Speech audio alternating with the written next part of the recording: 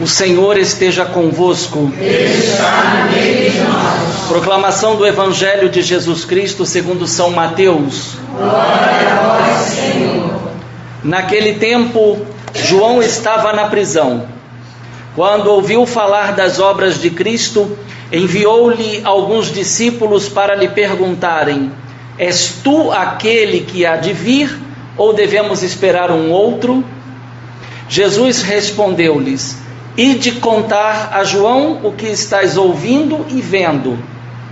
Os cegos recuperam a vista, os paralíticos andam, os leprosos são curados, os surdos ouvem, os mortos ressuscitam e os pobres são evangelizados. Feliz aquele que não se escandaliza por causa de mim. Os discípulos de João partiram e Jesus começou a falar às multidões sobre João. O que fostes ver no deserto? Um caniço agitado pelo vento? O que fostes ver? Um homem vestido com roupas finas? Mas os que vestem roupas finas estão nos palácios dos reis? Então, o que fostes ver? Um profeta? Sim, eu vos afirmo, e alguém que é mais do que profeta. É dele que está escrito: Eis que envio o meu mensageiro à tua frente, ele vai preparar o teu caminho diante de ti. Em verdade vos digo, de todos os homens que já nasceram, nenhum é maior do que João Batista. No entanto, o menor no reino dos céus é maior do que ele. Palavra da salvação. Glória a vós, Senhor. Vejam só, na minha vida e na sua, a gente não faz nada sem motivo. Nada. Nós encontramos motivo para tudo. Hoje a igreja diz que o motivo da nossa celebração é a alegria. Dominica Gaudete. O mesmo acontece também no período da Quaresma. Enquanto no Advento acontece no terceiro domingo do Advento, na Quaresma acontece no quarto domingo da Quaresma, Dominica Letária. Por que a igreja coloca diante de mim e diante de você este motivo da alegria? No caso do Advento, o motivo ele é facilmente identificado. A salvação está perto. Isto é, este anúncio de que a salvação está próxima de nós, está para acontecer para nós, se torna o motivo da nossa alegria, uma vez que esperamos por este momento. É expectativa. Todos nós temos expectativas de que o ano que vem vai ser diferente. Não vai. Sabe por que não vai ser diferente? Porque eu e você não queremos ser diferentes. O ano que vem poderá ser diferente, na medida em que eu e você quisermos ser diferentes. Porque também somos nós que contribuímos com o motivo da nossa família, ou os motivos para a nossa família, os motivos para a nossa sociedade. Agora, um dado curioso é que esse terceiro domingo do Advento coloca diante de mim e diante de você uma situação onde eu e você, humanamente dizendo, não diríamos que seria um motivo de alegria.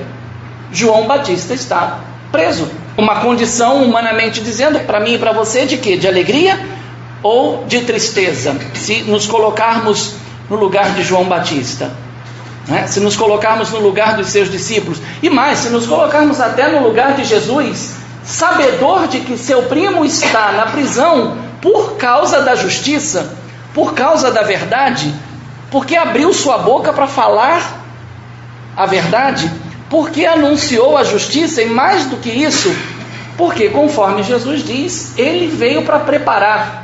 E aí um dado interessante: se ele veio para preparar, ele não veio para preparar somente enquanto falou e batizou, o chamado batismo de conversão ou batismo de preparação para a vinda do Messias. É preciso admitir também que até pelo fato de João estar na prisão, aquilo é motivo de preparação para o Messias. Porque, de certa forma, aquilo que acontece com João Batista já indica também o que vai acontecer com Jesus. João Batista foi preso. Jesus vai ser preso? Sim. João Batista vai ser martirizado. Jesus vai ser martirizado? Sim, porque essa é a qualidade do profeta. Isto é, a gente tem que entender um certo mecanismo que está presente na Sagrada Escritura em nível de mensagem, que é esse: quem fica do lado de Deus, fica do lado do bem, da justiça e da verdade, vai pagar as consequências. Porque quem fica do lado de Deus, do lado do bem, da justiça e da verdade, vai atrair para si o quê? A maldade dos outros, a injustiça dos outros, a mentira dos outros. Então, de todo lado tem consequências. Porém, João fez uma opção. A opção de ficar do lado de Deus e compreendeu que a sua missão era preparar o caminho do Senhor. Um dado particular é que Jesus, quando vai falar dele, não sei se notaram, esse evangelho ele tem dois momentos, ele está dividido em dois momentos. Primeiro momento, João manda os discípulos irem a Jesus e fazer uma pergunta. Jesus responde e os discípulos voltam para levar a resposta. Então, o primeiro momento é esse: João, seus discípulos, a pergunta, o encontro dos discípulos com Jesus, a resposta, e a gente supõe que os discípulos voltaram para falar com João. O segundo momento é que Jesus espera os delegados de João saírem da presença dele para ele começar a falar de João. Um dado interessante: Jesus não falou bem de João, que é o segundo momento do texto. Aí Jesus começa a falar de João, mas Jesus não falou de João na presença dos discípulos de João, para que eles não misturassem a mensagem, porque de repente certamente chegariam para João e ao invés de dizer o que Jesus mandou dizer, não é? Qual foi a mensagem que Jesus mandou para João? Ide a João, não é? E dizei o que vocês estão ouvindo e vendo. Ora, se eles estão ouvindo e vendo, a gente tem que entender que existe um ínterim aí, para que eles possam ser testemunhas, não simplesmente daquilo que sai da boca de Jesus. Eles estão ouvindo e vendo o quê? Os cegos recuperam a vista, os surdos ouvem, os mortos, os leprosos são curados, os paralíticos andam, os mortos ressuscitam, os pobres são evangelizados. Feliz aquele que não se escandaliza por causa de mim. Que mensagem é essa que Jesus manda os discípulos darem a João como resposta? Aqui a gente precisa de Lucas. O Espírito do Senhor está sobre mim e me ungiu para. Mas a primeira leitura de hoje e o Salmo já seriam suficientes para garantir para nós que Jesus manda dizer a João aquilo que está nas Escrituras, aquilo que foi profetizado. Então se abrirão os olhos dos cegos, se desatará a língua dos mudos, o coxo saltará como um cervo, os ouvidos dos surdos se descerrarão. Isto é, o que Jesus manda dizer a João é o que João já sabia. Só que João sabia pela profecia de Isaías. E agora Jesus manda dizer a João que aquela profecia se concretizou. Porém, Jesus acrescentou uma coisa que não está, inclusive no Salmo, porque no Salmo também aparece: o Senhor abre os olhos aos cegos, o Senhor faz erguer-se o caído, ama aquele que é justo. Estão vendo a íntima ligação entre a primeira leitura e o Salmo? Em nível de profecia, Jesus vem e diz: ide dizei a João que essa profecia está se realizando. Mas Jesus acrescentou um elemento: os mortos ressuscitam. Esta foi a mensagem de carinho de Jesus para João. João, fica tranquilo. Veja, Jezabel perseguiu Elias e não conseguiu matar Elias, porque Elias foi arrebatado. Herodíades conseguiu a cabeça de João, mas não teve a última palavra sobre João, porque a última palavra sobre João é esta aqui, que Jesus mandou diretamente para ele: os mortos ressuscitam.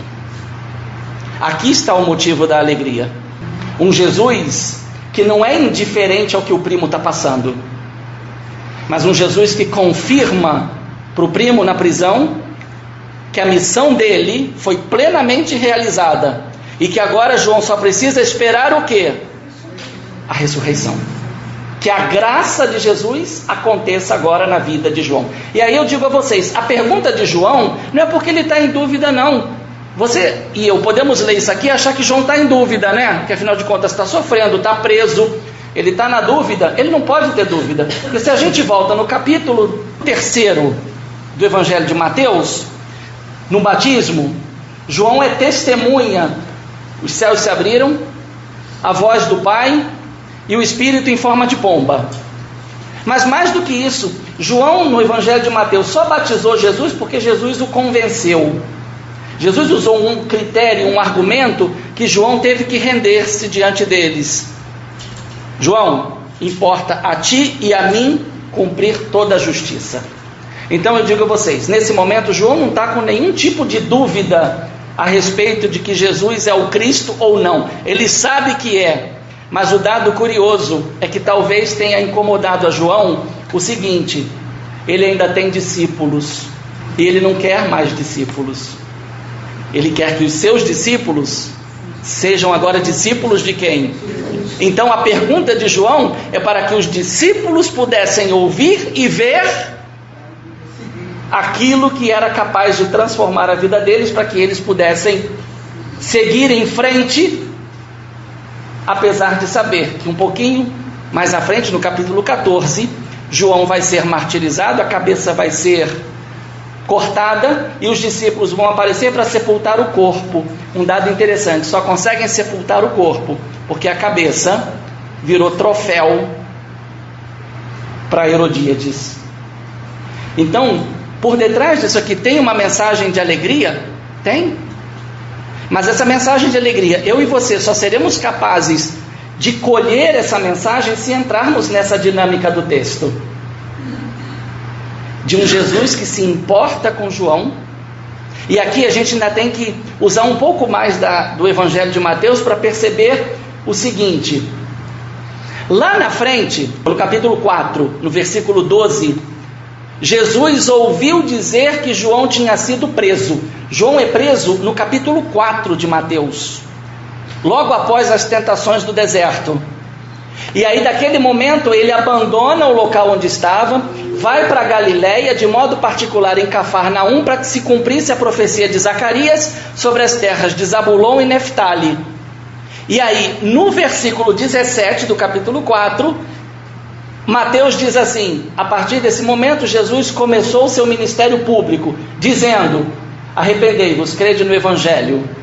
Jesus começa o seu ministério público exatamente onde João foi obrigado a parar por causa de Herodes, que colocou ele na prisão. Então Jesus é, de certa forma, um continuador da missão de João Batista, só que ele vai levar ao nível máximo. Então veja que dado interessante. Lá Jesus ouviu dizer que João está preso. Aqui João ouviu dizer as obras de Jesus. Os dois se comunicam. Os dois se comunicam.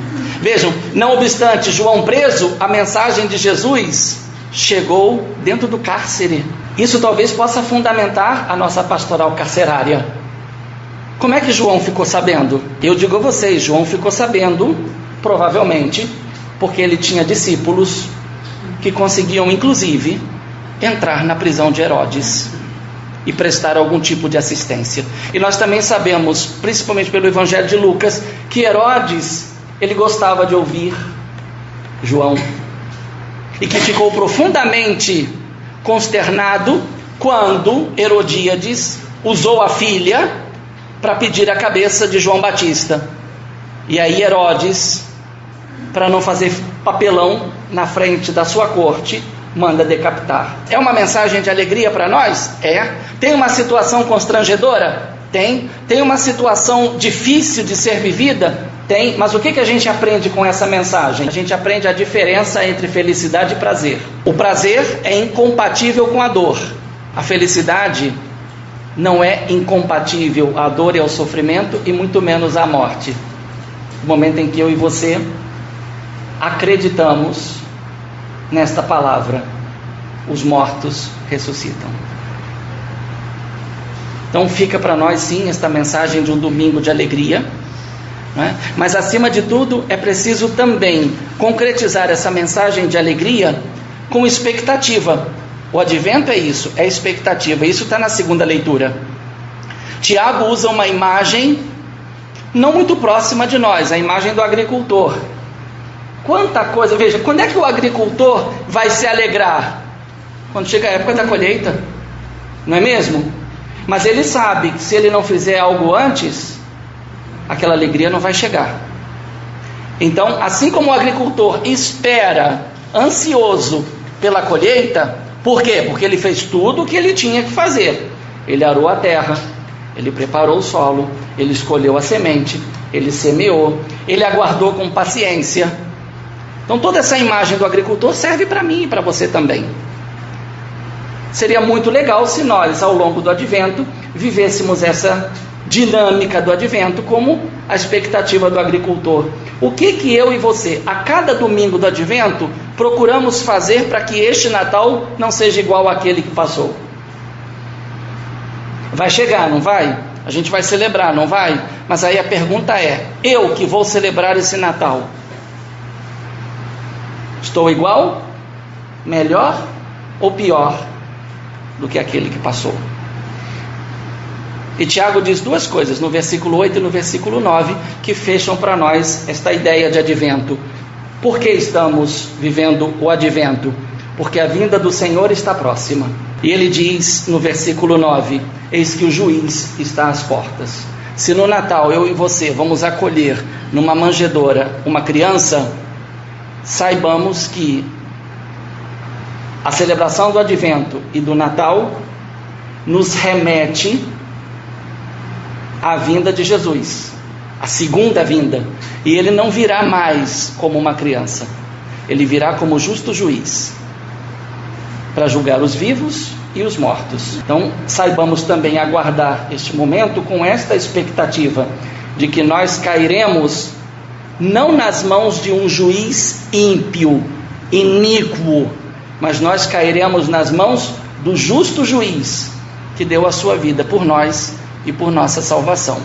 Se isso não é motivo de alegria para mim e para você, então não faz sentido celebrar o terceiro domingo do advento.